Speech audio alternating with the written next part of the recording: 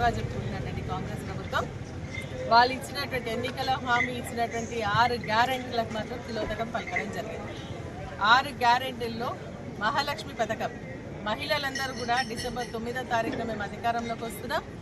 వచ్చిన తర్వాత ఒక్కొక్క మహిళకు 18 నుంచి సత్య ముసలామ్మ వారు కూడా 2500 రూపాయలు ప్రతి నెల జీతం ఇచ్చినట్టు ఇస్తామని చెప్పి దానికి సంబంధించి బడ్జెట్లో ₹1 కూడా కేటాయించలేదు.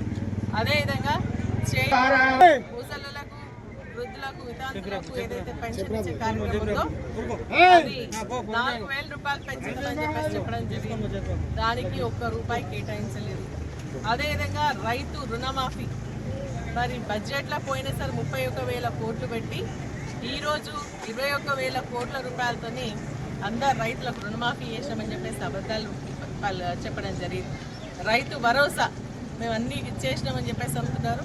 మరి ఈ సంవత్సరం ఇవ్వాల్సినటువంటి 2 పంటలకు 1 పంట కేవలం 3 ఎకరాల వరకే కొంతవరకు ఇచ్చినట్టు చేసి అది కూడా చేతులు తెలుపుకోవడం జరిగింది.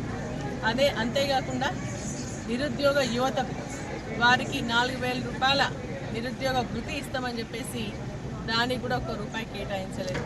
అదేవిధంగా మనకి ఇంకా 6వ గ్యారెంటీ అయినటువంటి మరి యువ వికాసంకి సంబంధించినటువంటి అంటే చదువుకునేటువంటి పిల్లలకి 5 లక్షల రూపాయలు ఏదైతే ఇస్తామన్నారో అది దానికి సంబంధించిన ₹1 పెట్టి అసలు వాళ్ళు చెప్పినటువంటి హామీలు ఏంటి, బడ్జెట్లో పెట్టినటువంటి నిధులు ఏంటి అని చెప్పేసి ఆలోచన చేస్తే నిజంగా కూడా ప్రజల్ని పచ్చిగా మోసం చేస్తున్నారని స్పష్టంగా ప్రజలందరూ కూడా అర్థమవుతున్నారు.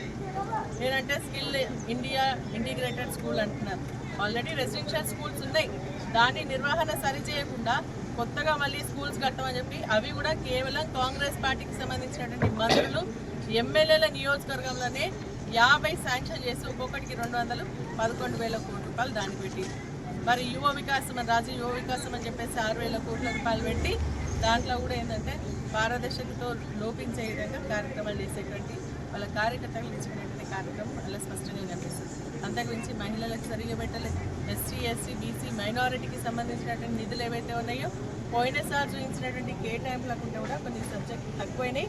కొన్ని డిపార్ట్మెంట్స్కి ఆ పోయినసారి ఇచ్చినటువంటి కూడా ఖర్చు చేయకుండా మళ్ళీ ఇప్పుడు బడ్జెట్లో కేటాయింపు చూపిస్తూ ఉన్నారు. ఇవన్నీ చూపించడానికి తప్ప చేయడానికి కాదు అని స్పష్టంగా అర్థమైనవుతున్నది. కరెంటు బాగా ఇస్తున్నామని చెప్తున్నారు. నిరంతరంగా 24 గంటలు కరెంట్ ఇస్తున్నారు. ఎక్కడ కరెంట్ వస్తున్నారు ఊళ్ళో రైతులు అడిగితే చెప్తారు కదా. నీటికి ఎటువంటి ఇబ్బంది లేకుండా గ్రామాల్లో అని చెప్తున్నారు. నీటికి ఎంత కటకటలాడుతుందో మనం రోజు పేపర్లని చూస్తున్నాం. మరి ప్రజలు ఏ విధంగా ఇబ్బంది పడుతున్నారో చూస్తూనే ఉన్నాం. రైతులు పండించినటువంటి సన్న వడ్లకు మా ఏదో ఘనకార్యం అయిపోయింది, మేమే ఎక్కువ ఒడ్లు పండించినామని చెప్పేసి చెప్పుకొని దానికి 500 బోనస్ ఇచ్చినామంటున్నారు. ఆ బోనస్ కూడా ఇంకా మన నియోజకవర్గానికి చెప్తే 6-7 కోట్ల రూపాయలు బకాయి ఉంది.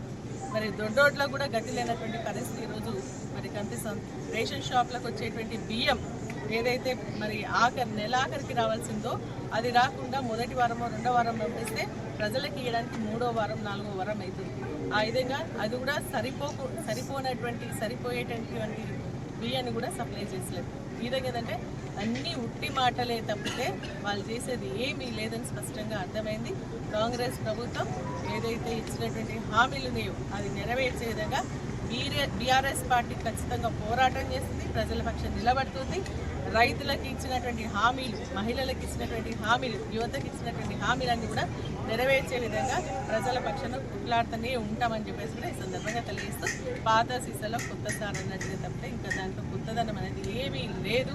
పోయినసారి చదివిందే ఈసారి చదివినట్టు అనిపిస్తుంది తప్పితే దాంట్లో కొంచెం కూడా ఇటువంటి అయ్యేటువంటి పరిస్థితి లేదు. దానివల్ల ప్రజలకు ఒరిగేది కూడా ఏమీ లేదని చెప్పి స్పష్టంగా అర్థమవుతుంది.